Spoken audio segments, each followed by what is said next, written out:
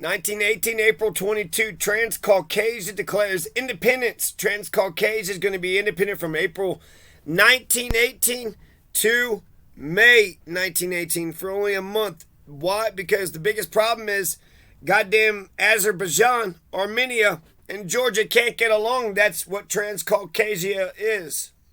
Transcaucasia, it's the land of the Caucasians, right? Georgia, Armenia, Azerbaijan, they're all going to declare their independence. So Transcaucasia, which I don't hate that idea. Georgia, Armenia, Azerbaijan. What makes an Armenian, and a Georgian, and an Azerbaijanian? So many independence movements come from World War One. So many nationalistic independence movements. Malcolm X said nationalism. That's how we get revolution. Many empires died in World War One. So we see independent nationalist movements are victorious. Empires are dying. Maybe world wars aren't so bad. Maybe they're kind of a cleansing, right? Like a white people purge. Georgia, Armenia, Azerbaijan, Estonia, Montenegro, Serbia, all these independent nations, Poland, Latvia, Lithuania, the Ukraine, April 28th, 1918. The Central Rada of the Ukraine is actually dispersed and dissolved April 28th, 1918. For over a year, the Ukrainian nationalists have been fighting against everybody, including the fucking Bolsheviks. The Central Rada was 822 representatives, most of which were socialists. So the goddamn Bolsheviks aren't just goddamn killing democracy in Russia by killing their constituent assembly in Russia. They're also killing democracy in the Ukraine by killing the constituent assembly in the Ukraine. Oh yeah, Ukrainians, you think you're your own goddamn nation? This is how the Bolsheviks at first. You know, this has been going on for fucking 5 months now. The November Revolution, it's already April. For 5 goddamn months, these motherfuckers are killing Ukrainians left and right. So because of the socialist policies of the Central Rada, mainly the policy of land nationalization, which affected food exports to the Central Powers, on April 28th, the German forces disbanded the Central Rada and installed the Hetman government in its place. Oh, fucking shit. Fucking shit. Germany's already conquered goddamn Ukraine. Is that what we're hearing? Is that what's going on? April 29th, 1918. Into the Central Rada. That's what Hrushevsky. President Hrushevsky. The president of Ukraine. The president. Not a fucking king. Not a dictator. Not an autocrat. But a president. English Bob had it the opposite. Who gives a fuck about a king but a president? That motherfucker was chosen by his people. That's what a president is chosen by his people. That's the difference between a president and a goddamn king. Difference between, criminal violence is motherfucker that just goes around hitting people, and self-defense, one is, good and the other one is wrong. Difference between war and revolution. Oh my God, talk about a gaping fucking definition. Difference between war and revolution. War is, mass murder, mass rape. It's illegal. It's bullshit. Fuck a motherfucker who declares war. A revolution, however, a nation can defend itself. A nation has natural rights to defend itself. A revolution is a legitimate war. A revolution is a legitimate war.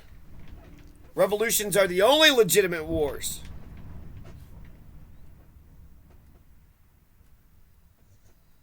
So this Bolshevik shit is not a fucking revolution. It was a Russian revolution, not a Ukrainian revolution. The Ukrainian revolution was in the Soviet, in the socialist, democratic socialist constituent assembly, Central Rada, 822 central, 822 representative Central Rada, Hrushevsky. But a coup d'etat is going to topple the Ukrainian People's Republic. Okay, so that's what happened to the Central Rada. April 29th, 1918. A coup d'etat topples the Ukrainian People's Republic, and Skoropadsky, some fucking guy named Skoropadsky, Skoropadsky becomes the headman of Ukraine. Hetman? Are you the chief or the president? I'm the hetman. You're really not anything, are you? No. Skoropadsky. The same day Skoropadsky was chrismated by Bishop Nicodime in St. Sophia Cathedral as the hetman of Ukraine. The coup d'etat was sanctioned by the Imperial German Army, which in the spring of 1918 had occupied Kiev and other parts of Ukraine. The Ukrainian Republic was intent upon repelling an invasion by the Bolshevik Red Army. In return, the Republican government pledged food stocks, which are to be expropriated from the peasants. The German General Staff was dissatisfied with the inefficiency and incompetence of the Republican government, which repeatedly failed to deliver the supplies on time. April 29th, 1918, it becomes a German client state. The Ukraine is now a German client state, an anti-communist German client state. The Ukrainian state, the second hetmanate, the second one, was the first anti-communist government, existed on most of the modern territory of Ukraine except for western Ukraine from April 29th to December 14th, 1918. So that's May, June, July, August, September, October, November, December. 8 goddamn months. Maybe 7.5. It was installed by German military authorities after the socialist-leaning Central Authority of the Ukrainian People's Republic was dispersed. Please dispersed, but we're the government. Please disperse. April 28th, 1918, Ukraine turned into a provisional dictatorship of hetman of Ukraine, Pavlo Skoropadsky. So, Pavlo Skoropadsky, a provisional dictatorship. Fucking fuck.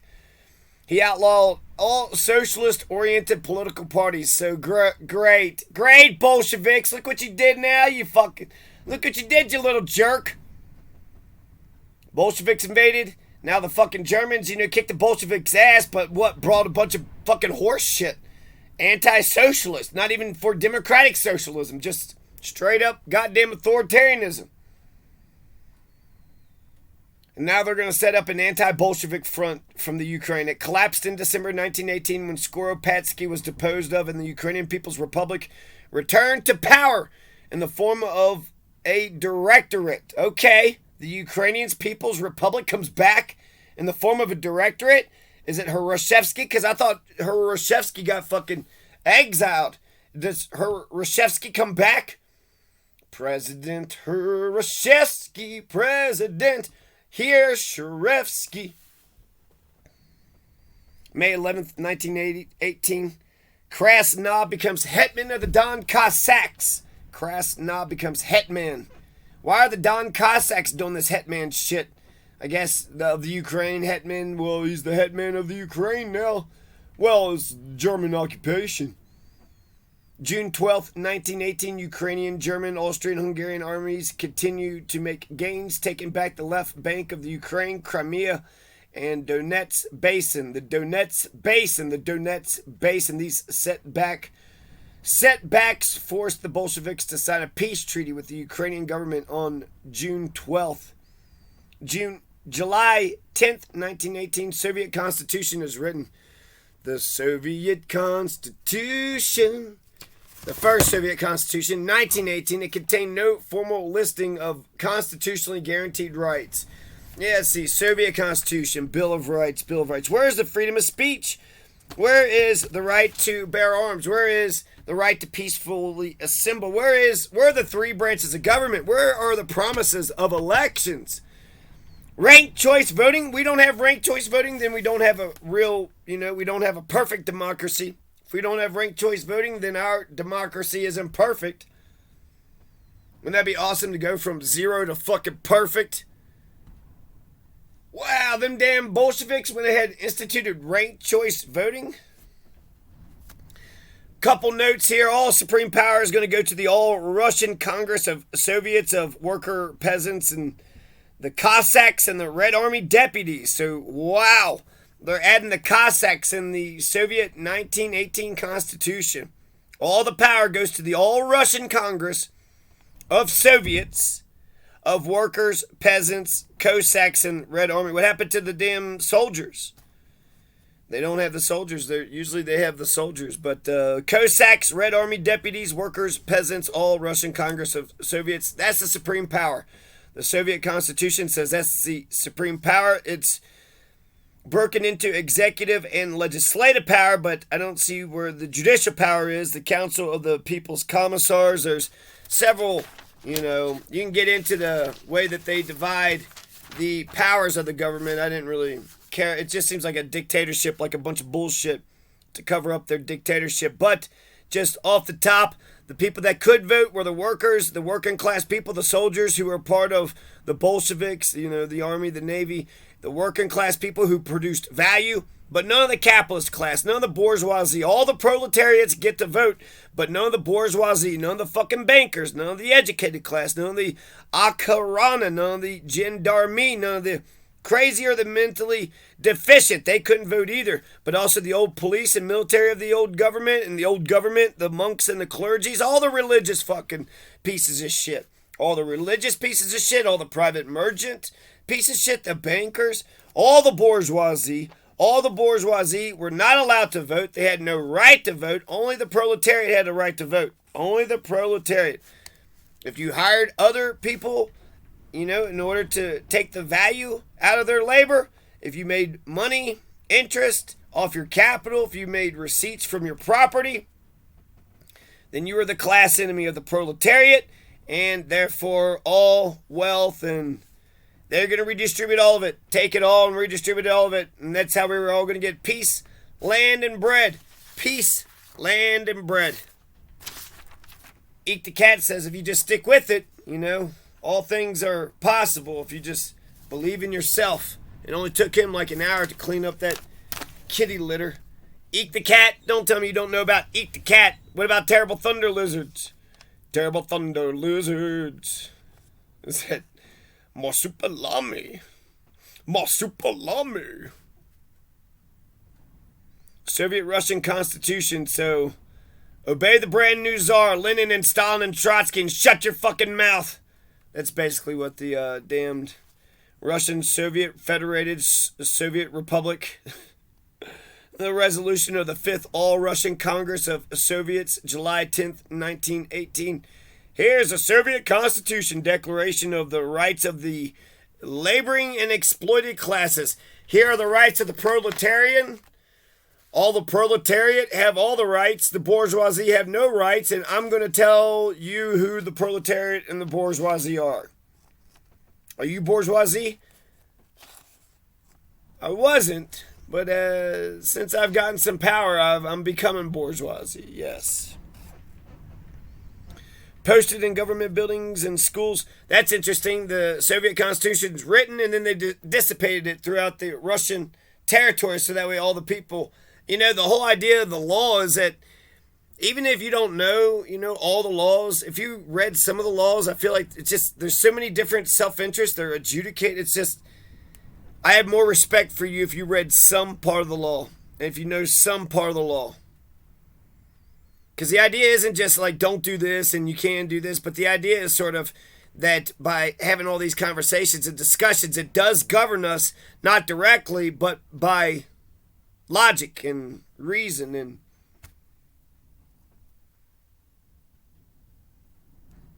so they're pretending that they want a free union of free states, a federation of Soviet national republics. That's what the new USSR is going to be all about. The All-Russian Congress of Soviets, the free union of free states, a federation of Soviet national republic. I wonder if we came up with USSR, so we just named it. You guys don't know what the fuck you're calling yourselves. We're going to go with USSR, okay? Now, you're the Republic of Soviets of workers, soldiers, peasants, and deputies, and fucking Cossacks, Red Army deputies, and you don't know what you're doing. You have no idea what you're going to be. The dictator of the proletariat, right? You're going to stop the exploitation of man by becoming the dictator of the proletariat, and then you're going to be the savior of the working class man. The Soviet Constitution is going to abolish all private property, Article 1, Chapter 2. Article 1, Chapter 1 is that, Russia's a free union of states. It's a Soviet republic organized on the basis of Soviet National Republic. Okay, so Article 1, Chapter 2, the fundamental problem of man is the exploitation of man by man. So therefore, all private property is abolished. All forest, earth, waters, buildings, capital, pigs, animals, ...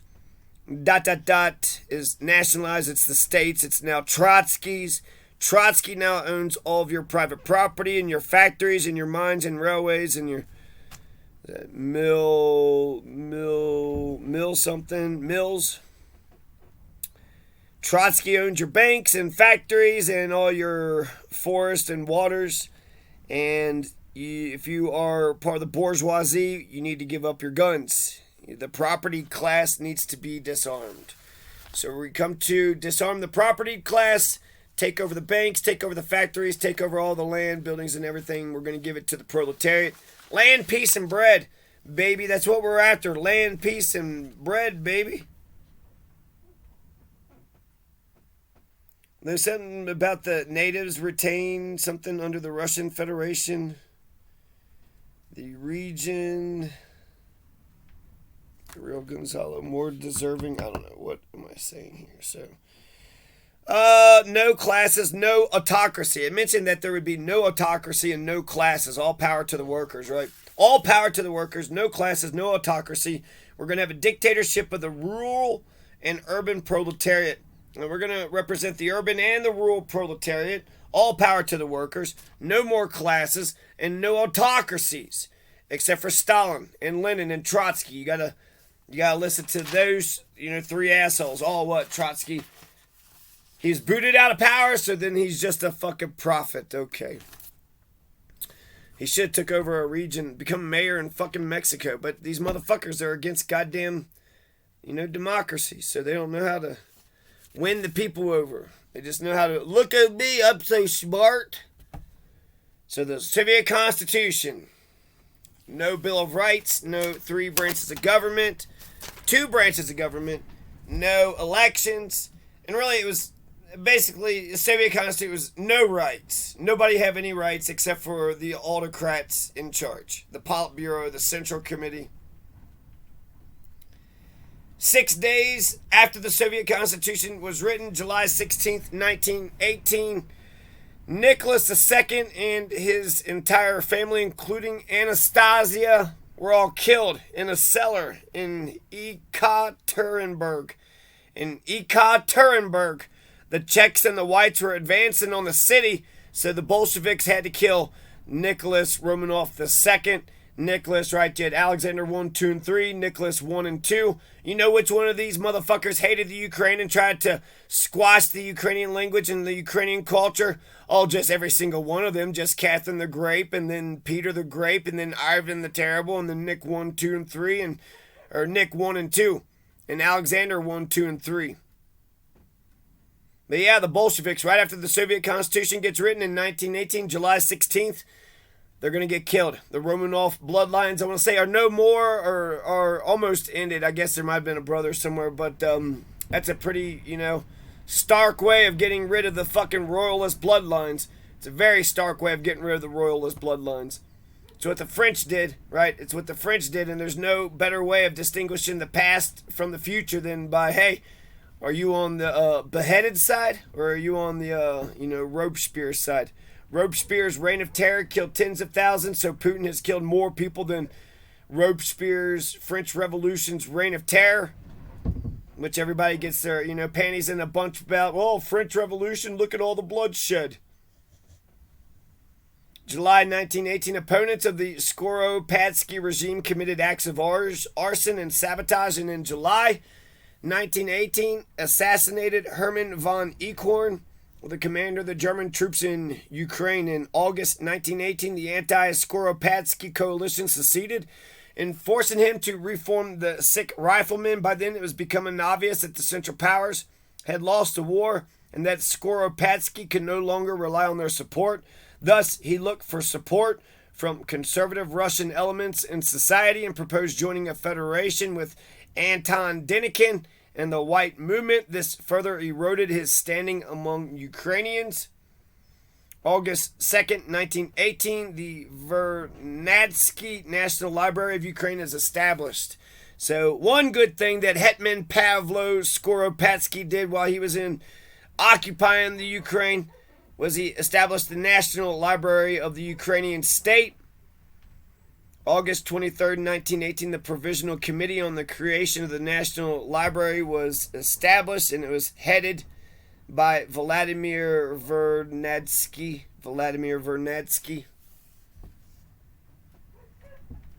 So August 23rd, August 2nd, I don't know. A decision was made, and then they built it, or I don't know what. But those are the two dates, okay? August 30th, 1918. We should start a brand new one with this one. Coming up, the attempt on Lenin's life. I think this bullet eventually does kill him. 6 years later. He doesn't die August 30th, 1918, but remember that Constituent Assembly? Remember when he just kind of laughed at the social revolutionaries? He just hiked up his legs and pretended to fall asleep while they were having their little discussions at gunpoint. The social revolutionaries were, well, we were elected, so here, let's get to the business of governing for the people. Hey, we're the Bolsheviks. You shut your mouth, motherfucker. What you're saying, we're not in charge? Nah, the revolution, you don't remember? But we're Ukrainians. I mean, yeah, and we're fucking Russians. What's your fucking point? What's your goddamn point? And it's going to be a half-blind Fanya Fanny Kaplan. Fucking badass. Fanya Fanny Kaplan.